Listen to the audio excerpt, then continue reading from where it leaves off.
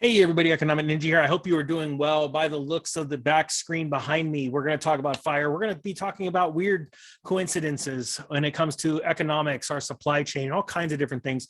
Guys, we've seen this before, and I think it's my duty to do, and I'm not saying there's anything crazy or conspiracy. Well, you never know.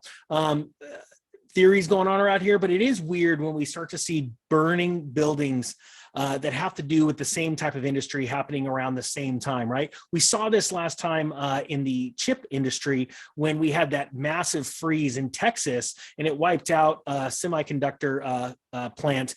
But ironically, right around the exact same time, a huge semiconductor plant down in Japan, wherever you are, burnt to the ground, right? And so that's just really, really interesting to me. And these coincidences seem to be happening more often. So I think it would be, it's sort of my responsibility to start putting these puzzle pieces together, or at least let you guys know so you guys can make good decisions, right? Now, first off, this information came from two awesome subscribers, Marcel and Matthew.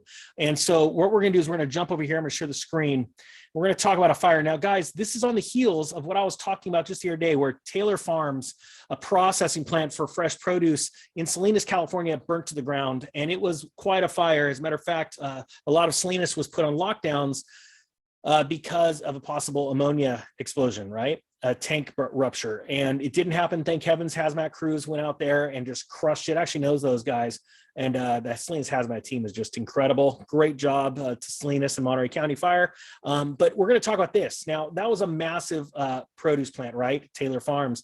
And food was supposed to be, produce was being shipped up right now. This is the time of year where that plant opens up and starts to process produce, especially out of Yuma, Arizona, which is another massive produce area. But Monterey County, especially Salinas, is absolutely massive how much produce comes out of that one region of the country. It literally supplies something like 40-something% of our country's broccoli.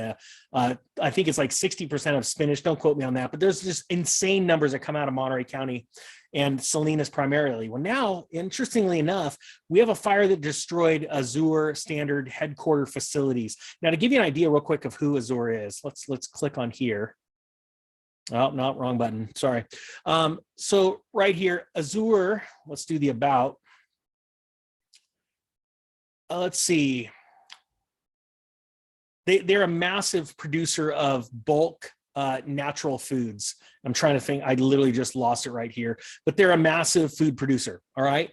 And they've been around since the 1950s, but they've grown exponentially since then, and they are a real player in the industry, right? Well, just the other day, actually 19 hours ago, it was starting to get reported that a fire destroyed their headquarter facility. Now, it says down here, there were no injuries. The cause of the fire is unknown. It's under investigation. The loss of the facility and the impact on company-wide operation is being assessed and expected to be limited. Okay, now let me explain a couple of things. This is their headquarters. So hopefully they had, it sounds like, or they would have been saying something a little more serious.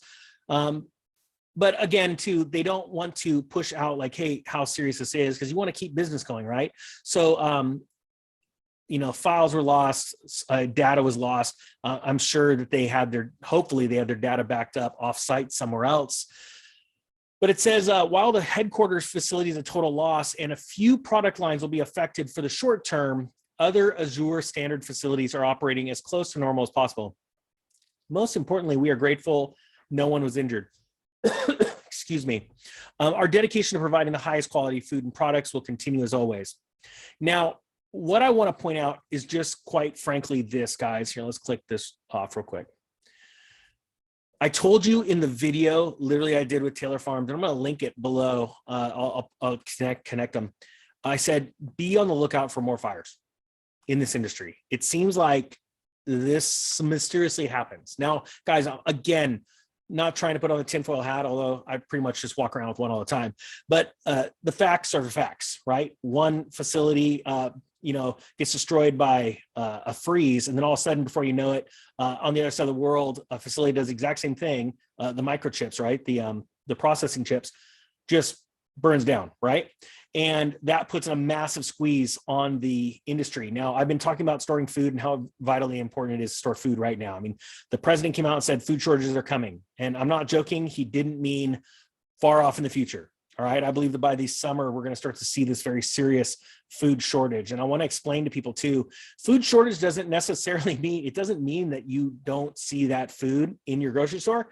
It means there's less of it, which means the price is going to go up exponentially. All right. And so now is the time. You're a part of this channel for a reason. You came across this video for a reason. If you just came across this video and you haven't seen any more, and this is speaking to you, consider subscribing. It's important not only to get the word out to other people, but to take this information in the most logical way possible, process it, and then know what to do with it. We need a nation of people. When I say a nation, I'm talking about worldwide, right? No, but it doesn't matter where you live, what your sex is, what your age is, how financially free you are, or how in debt you are, right? We need people that are thinking a much bigger picture here and are prepared for what's coming. And then we can go and crush it. And I'm telling you, I'm going to keep on these stories. And I thank them, my awesome, incredible subscribers. My subscribers are the best subscribers on earth. Thank you. And I'm going to keep, putting these stories out there, because even though they don't necessarily, they do have something to do with economics. They're not directly, but trust me, when people get hungry and when food hits that 40% of the average income level, the average take-home pay of a community, a city, a nation, that's when people start to rise up and start to get violent. And I quite frankly believe that we're going to see that by the end of this summer. So guys, take this information, mull it over, go and get yourself some food storage. It's incredibly important. With that being said, I thank you guys again for letting me know that this was going on so I can put it out there. The Economic Ninja is out.